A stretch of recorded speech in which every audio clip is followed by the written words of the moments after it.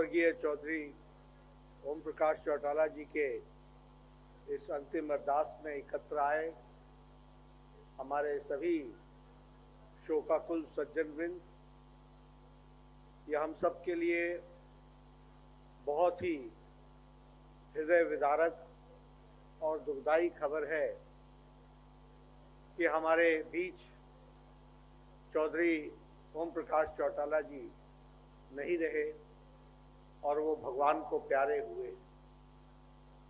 इस शोकाकुल घड़ी में सबसे पहले तो मैं ईश्वर से ये अरदास करता हूँ, प्रार्थना करता हूँ कि भगवान उनकी आत्मा को शांति दे, अपने चरणों में स्थान दे और परिवार के सभी सदस्यों को इस दुख भरी घड़ी में ताकत दे ताकि वो इस दुख को सह सके।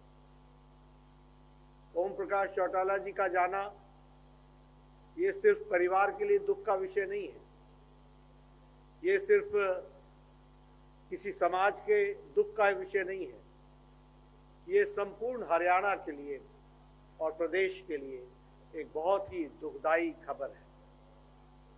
उनका निधन एक तरीके से राजनीतिक क्षेत्र में एक युग का अंत है।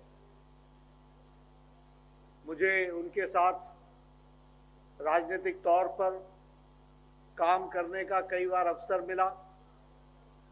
बहुत जिंदा दिल इंसान थे और हरियाणा के वरिष्ठतम नेताओं में से थे। जब मैं जिंदा दिली की बात कहता हूं तो बेबाक होकर लोगों की आवाज को उठाना उनके रगों में बसा हुआ था।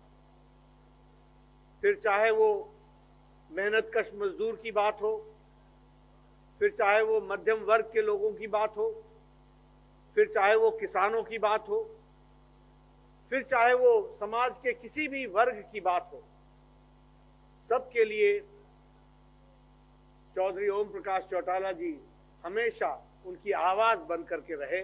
यह हमने देखा। हमने ये भी देखा कि हरियाणा के विकास में बतौर मुख्यमंत्री उन्होंने अपना पूरा योगदान किया और विकास की राजनीति में उनकी भरपूर रुचि रही और इस तरीके से उन्होंने हरियाणा को विकसित राज्य के रूप में आगे बढ़ाने में अपनी बहुत बड़ी अहम भूमिका निभाई है।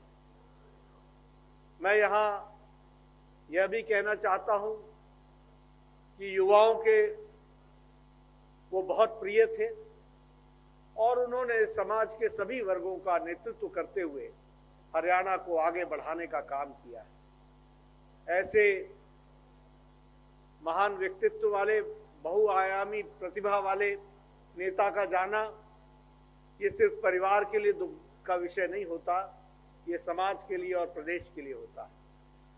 मैं अपनी पार्टी की तरफ से, अपने वरिष्ठतम नेताओं की तरफ से उनको श्रद्धांजलि देता हूं और ईश्वर से प्रार्थना करता हूं कि उनके अपने चरणों में, ईश्वर के चरणों में उनको स्थान मिले और परिवार को दुख सहने की ताकत मिले।